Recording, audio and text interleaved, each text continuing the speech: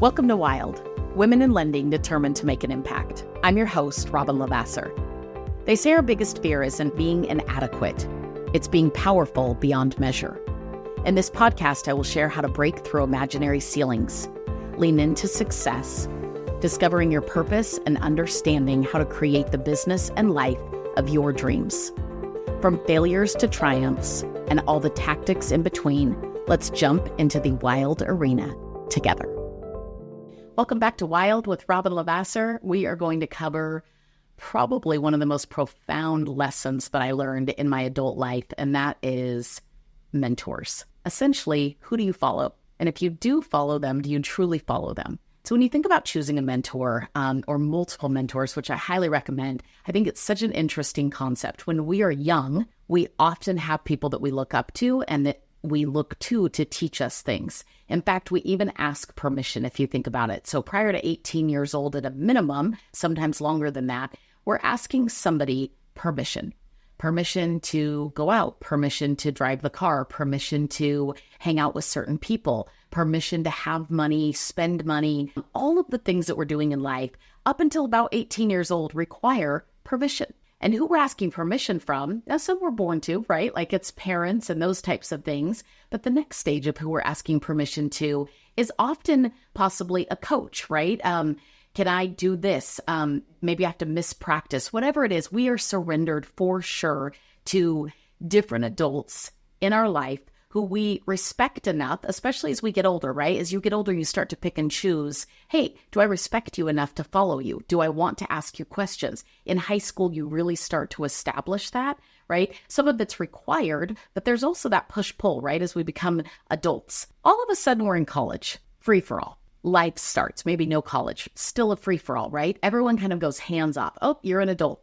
You're an adult now. You're over the age of 18. You're possibly out of the home. And the general rule of thumb is you're on your own. And here's what's crazy. One of the things that I find is a weakness in us is, in general, asking for help or being vulnerable with where our struggles lie. One of the biggest shifts, first of all, I followed some incredible mentors. If you listen to some of the earlier podcasts, you'll hear me talk about some of the mentors that I got to ultimately learn from. I learned both good, bad habits, all different things, right, from those mentors. I didn't understand at the time that they were truly mentors, nor was I surrendered to them. I was ultimately working for them. That's different. That's different than a conscious choice. When I got Summit, I actually ended up being surrounded by people, and the word surrender came up.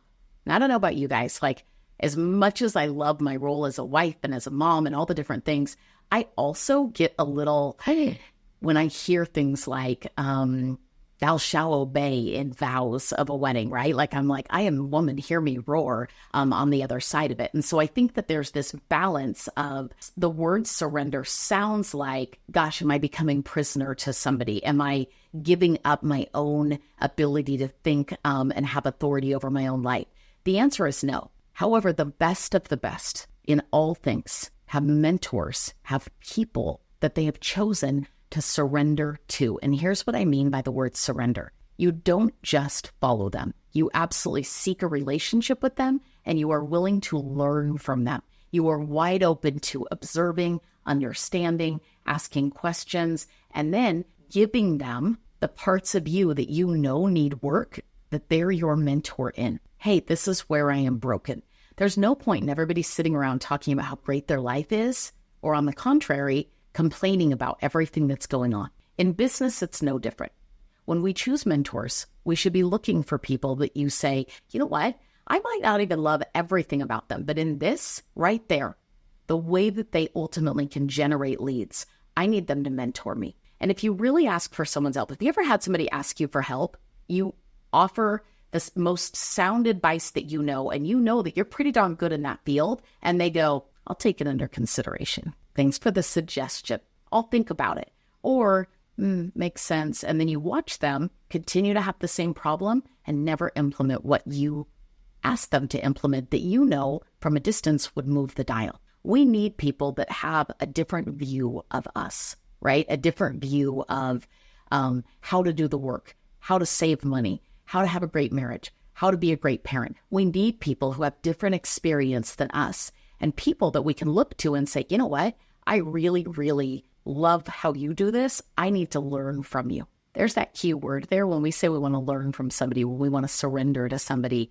It really is about humility, and it's incredibly hard to do as adults when we want to maintain our pride, if you will, our ego of, gosh, I'm doing this, I'm working so hard, and I've got this down. And what I have found was that I was more free, more secure, more confident than I had ever been when I started to seek out, identify, ultimately get into a relationship and surrender to mentors in different areas of my life.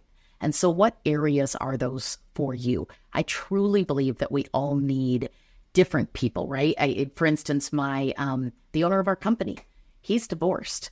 He's not my marriage mentor. For sure, not my marriage mentor. However, and he would be fine if I said that out loud, just so you know. However, he has been uber successful in business, and he has a lot of wealth. He for sure is one of my money mentors, for sure. My partner in the branch has I think 30 plus year marriage, a great faith, and is really good at money. For sure, I'm going to seek him as one of the people. When I bought a car, after I had been very successful financially, just so you guys have some context to this, I spent years not being surrendered. I feel like I want to buy a new car. I'm going to go buy a new car. I'm going to go to the car lot, by myself with my husband. We're going to look at cars. We're going to finance it. As long as it says we're approved, the people that don't care about us, they care about the sale. It says we're approved. I'm going to spend that money. It's a big decision. It's a big decision. Do you know how many people I see on a loan application that are upside down in their automobile, that they're drowning in a car payment? And I think to myself, you don't have a financial mentor. And so when I seek that, I literally, when I made the decision to buy my car, I called for financial mentors. I got opinions from all of them. I allowed for them to know all of the truth. And let me give you some context to that for a minute. You ever watch somebody go to the doctor and say, I don't know why I'm not feeling well, but maybe they never drink water, they don't get enough sleep, maybe they're smoking a pack of cigarettes a day, they're drinking a whole bunch, or, popping pills or doing whatever, but they're not disclosing that to the doctor. And they're like, I can't figure out why I don't feel good. Well, when I called about the car, it was like, let me give you the full rundown. Here's where my cash net worth is at. Here's where my budget is at. Here's our monthly income. Here's what happens in a contingency, right? All of the things in making the decision. What's funny is when I wasn't successful, I asked nobody. When I became successful, I asked the key people that I had chosen in my life to ultimately mentor me. And so how do you decide? Well, the first thing that I would tell you is be very observant of other people. Make sure that your mentor knows that you are asking them to mentor you in that space. And you've got to be in a real relationship, because they have to be comfortable with telling you the truth, asking questions, you kind of exposing everything, and vice versa, right? You really want to be able to have conversations. Again, if I didn't understand the financial picture of somebody, I wouldn't have them be my financial mentor in any way, shape, or form.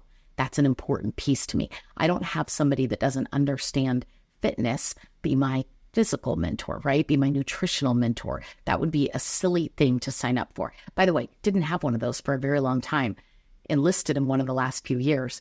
Absolute game changer. I don't know why, but I put my own body, my own health at the very bottom of all of that. And so what a big game changer to choose that mentor. Business mentor. Who do you admire? What do you admire about them? Not who do you like. Hear me, there's a difference. I think sometimes we sit around with people we like and that like us, and the people that are ultimately going, I think that's a good idea. Oh, I love the people that challenge me.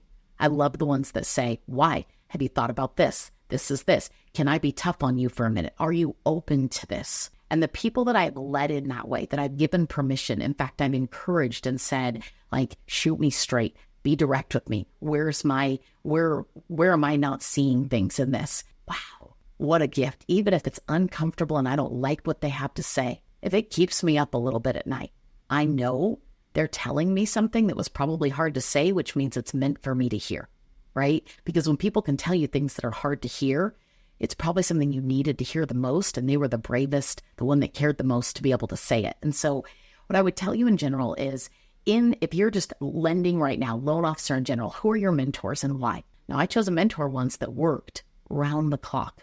Wasn't the right mentor. Man, was she a good LO. not the right mentor overall. And so I had to admire all facets, right? It'd be like somebody that's like, oh, I really enjoy them as a marriage mentor. Overall, they seem really happy, but they hit each other from time to time. Not the right mentor, right? We've got to make sure well-rounded, like, hey, this is all things. So don't be afraid to, one, study, to engage and spend some time with those mentors. Just really know all areas. Ask them questions, right? Open yourself up. Then, hey, would you mind mentoring me? What does that look like? What does that look like? How often are we talking? What are we talking about? Where do I need you? What can I give you in return, right? Like, how do we do this together? And this could be anyone from somebody who's very close to you to somebody that you hardly ultimately know, but that you've admired and watched from a distance. My point is, people are better connected to people. And so make sure that in your business to always be growing, that you have mentorship, coaching, if you will, is a piece of it, but a little bit different. But ultimately, people in your life that are willing to tell you the truth, that you've given permission to yourself to know that everything that they give to me is going to be a gift to make me better, to help me grow, and to ultimately take my life to the next level in all the different spaces, whether it is health, finance, work, parenting, marriage, spirituality. In all places, there is always someone who is a few steps ahead of you that can help share how they got there and what you can do to join them. If this episode has been beneficial to you, I would love it if you would share. That's how we can all get wild together, and just really appreciate every single one of you for listening. We'll see you soon.